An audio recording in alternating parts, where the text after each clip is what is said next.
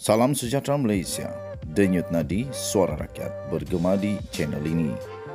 Bagi anda yang pertama kali bersama dengan channel ini, sila tekan butang subscribe, like dan share. Sila tinggalkan komen anda.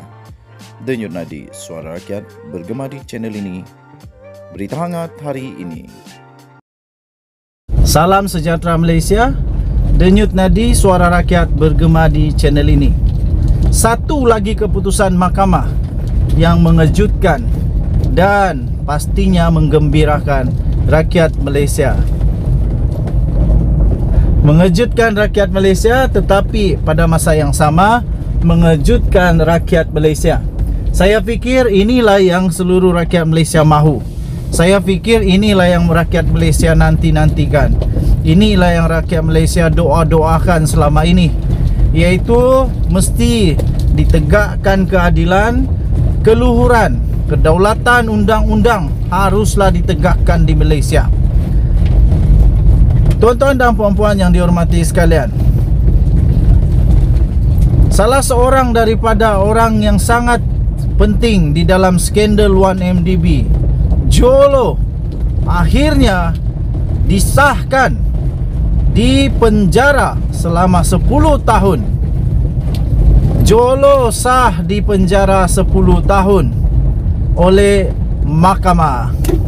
Inilah yang ditunggu oleh seluruh rakyat Malaysia, iaitu kita mahu supaya Jolo di penjara. Kalau boleh, bukan hanya penjara, tetapi lebih teruk dari itu.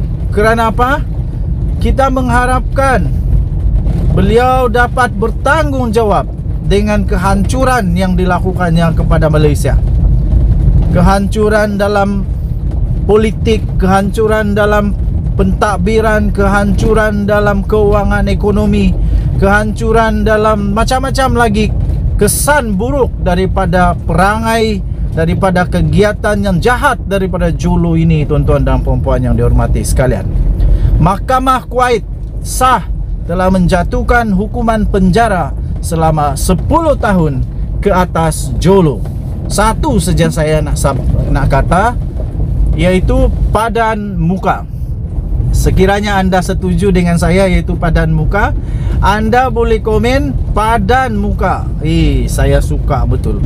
Bukan saya suka Jolo kena penjara, tidak. Tapi saya suka pesalah mesti diajar. Kerana kerosakan yang dibawa oleh Jolo ini amat teruk kepada negara Malaysia. Amat teruk. Sehingga bukan saja ekonomi, politik Malaysia pun tunggang langgang hanya kerana Jolo yang jahat ini. Dan telah juga bersubahat dengan pemimpin-pemimpin yang tak bertanggungjawab.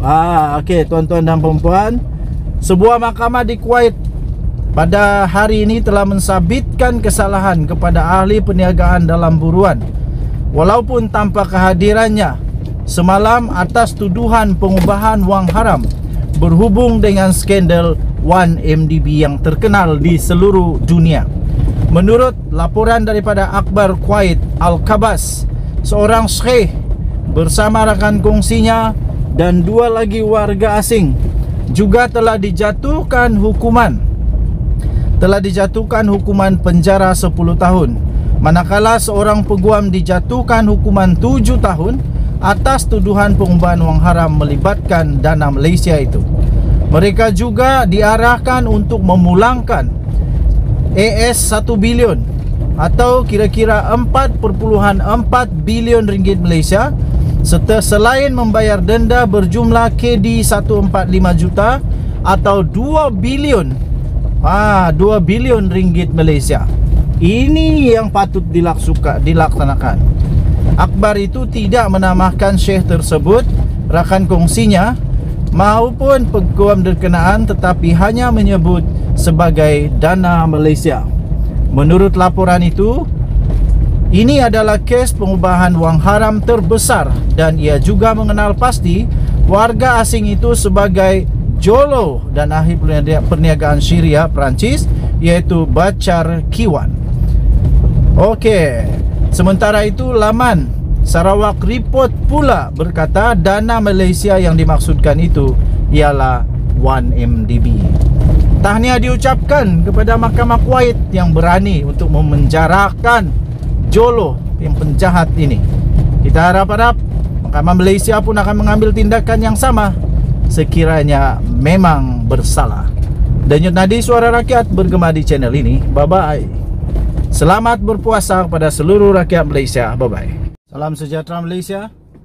Denyut nadi suara rakyat bergema di channel ini. Tuan-tuan dan puan-puan yang dihormati sekalian, ini satu berita terbaru yang baru saja kita terima berkenaan dengan Datuk Seri Najib Tun Razak. Nampaknya Najib Razak kalah lagi kali ini. Tapi sebelum itu saya ingin ucapkan bilion terima kasih, jutaan terima kasih, triliun terima kasih kepada semua yang sudah menekan butang subscribe, like dan share. Bagi yang belum, saya mohon tekan butang subscribe, like, share dan komen video-video dalam channel ini. Bagi anda yang belum lagi menjadi member, anda boleh jadi member di dalam channel ini kerana anda amat special bagi saya. Malaysia kita punya, cintai Malaysiaku, kita jaga kita. Okey, Mahkamah memutuskan keputusan. Nampaknya Najib Razak kalah lagi di mahkamah. Mahkamah memutuskan bahawa Tommy Thomas mendakwa Najib tanpa niat yang jahat. Nampaknya Najib kalah lagi kali ini. Tommy Thomas yang dikatakan berniat jahat mendakwa Najib Razak, nampaknya di mahkamah diputuskan Thomas dakwa Najib tanpa sebarang niat yang jahat. Sudah jatuh ditimpa tangga nampaknya bekas Perdana Menteri kita ini. Walaupun begitu, jangan lupa Najib Razak memang ada juga dia punya jasa dengan negara. Tapi salah tetap salah. Mahkamah Tinggi Kuala Lumpur pada hari ini memutuskan bahawa bekas peguam negara iaitu Tommy Thomas tidak sewenang-wenangnya mendakwa Najib Razak dengan niat jahat, tetapi hanya selepas menerima kertas siasatan yang telah lengkap dibuat oleh para penyiasat-penyiasat daripada agensi penyiasat. Jadi apa yang dilakukan kepada Najib Razak bukanlah satu pendakwaan yang berniat jahat, tetapi pendakwaan itu memang patut untuk dilakukan kerana didapati bahawa Tommy Thomas mendakwa bukan niat jahat, tetapi selepas kertas siasatan selesai dibuat oleh agensi berkaitan dan akhirnya ada prima facie untuk mendakwa Najib Razak di mahkamah. Hakim itu iaitu Ahmad Bache berkata, hanya setelah mengkaji dan Tommy Thomas setelah mengkaji dan berpuas hati dengan bukti yang telah dikumpulkan, Tommy Thomas telah mengeluarkan persetujuan untuk mendakwa bekas Perdana Menteri itu terhadap 35 pertuduhan di dalam 4 kes yang dihadapi oleh Najib Razak. Kes-kes itu adalah berkaitan dengan 1MDB, International Petroleum Investment Company atau IPIC, salah guna kuasa di bawah Akta Suruhanjaya Pencegahan Rasuah Malaysia 2009 dan pengubahan wang haram di bawah Pencegahan Pengubahan Wang Haram dan Akta Pencegahan Pengubahan Wang Haram, Pencegahan Pembiayaan Keganasan dan Hasil daripada Aktiviti Haram 2001. Jadi tuan-tuan dan puan-puan, dia berkata isu itu menyasarkan bekas Perdana Menteri itu atau sasaran niat jahat tidak timbul kerana menjadi tugas Tommy Thomas sebagai pendakwa raya untuk mendakwa Najib Razak. Betul jugalah, apa gunanya dia jadi pendakwa raya kalau dia tak berani nak dakwa Najib Razak dengan segala bukti yang sudah cukup, dengan segala maklumat yang cukup, siasatan yang lengkap. Itulah tugas Tommy Thomas. Apa boleh buat? Salah tetap salah, betul tetap betul.